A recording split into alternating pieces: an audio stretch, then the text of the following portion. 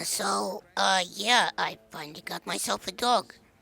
Now, you know, I probably won't seem as crazy when I constantly talk to myself, especially in a high-pitched googly voice.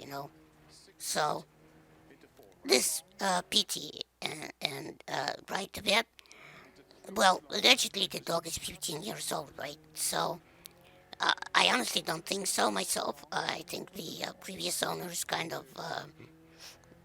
exaggerated his age a little bit at the adoption place when they were giving him up. Maybe they were thinking they were giving him up to, if they were gonna say he's out, then they were gonna maybe put him down or something like that because he had a couple of masses on his legs, his teeth were hurting, and that plus them saying he's out might have pushed him over the edge, but I don't know what they were thinking. So, I mean, this goober, right?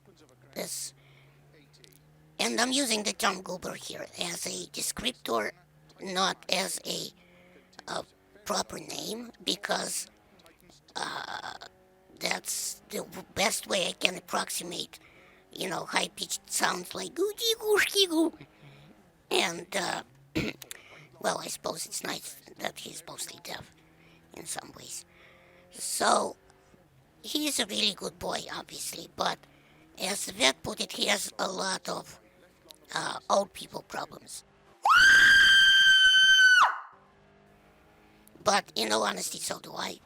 We both have similar issues. He has a few teeth left in his mouth, and so do I, as they were extracted at the adoptions place. I do all my dental work at the animal hospital, obviously, for better rates. We both take gabapentin, and, we both have arthritis in our back legs. But honestly, I don't know why anyone wouldn't want to know their doggo. I mean, he's the nicest dog ever. And he's super mellow and quiet, just sleeps all day, to the point where it's almost a detriment.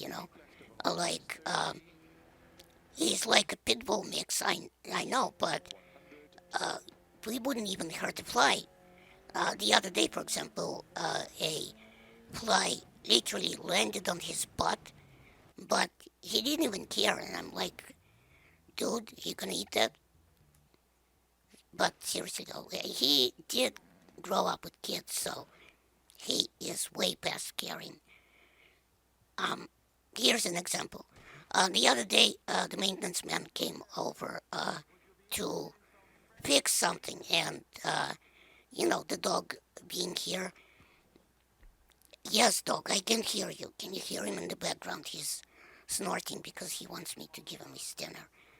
Yes, dog, I am giving you the dinner, kibble. Yes, I can hear you. I know, I know. So, this maintenance man came by to fix something, right? And I'm, the dog is here in the living room laying on the floor, and I'm thinking to myself, okay, am I gonna have to grab a leash right now and hold him? Because, not sure if this guy likes dogs, and honestly, I obviously don't need any more troubles, getting in trouble with the manager of this building, and, he would drop the Roosevelt dime on my ass. Is faster than a rabbit gets fucked. But the point is, the dog didn't even look up when the guy came over. The guy had to literally step over him several times, to get to the kitchen. I mean, if some burglars show up, he's not gonna even bother getting up. He'll be like, I'm getting too old for this shit. and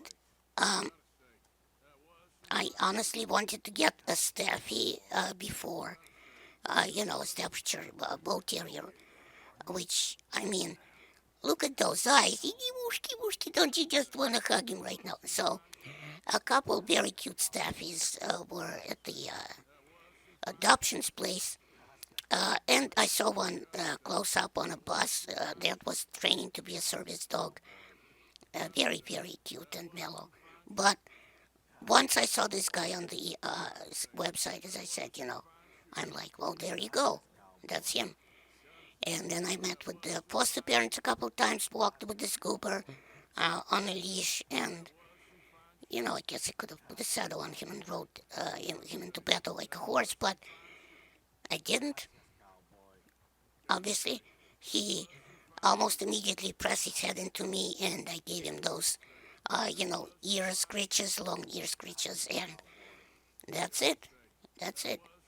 He's obviously a very good boy. He's very Instagrammable too, and I mean, some of the things he does, like pooping, for example. I walk myself. I walk in myself most of the time, and we like to poop in places where it isn't perfectly obvious, and usually by the physician's office building in the flower bed or something equally useful.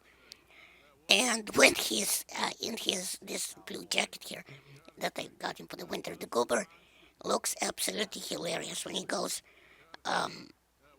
when he's up to his neck in like flowers or something, like grass, and he's training. She's sitting there, right, and he's training to pinch a loaf, and I'm like, way to go, And this cop came by once and pick up your poop, and I didn't even have the heart to tell him it's too liquid for me to pick it up.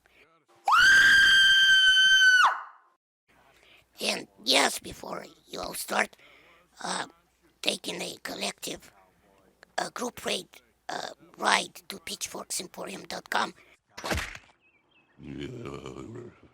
let me tell you that he's been checked out by the vet. And like I said, she said he has a lot of old people problems, probably hemorrhoids. Um, Everyone in the building likes him, even the neighbors that aren't that into dogs. I mean, they all just give him pets as he passes by. He does snore and fart quite a bit more than I do, though.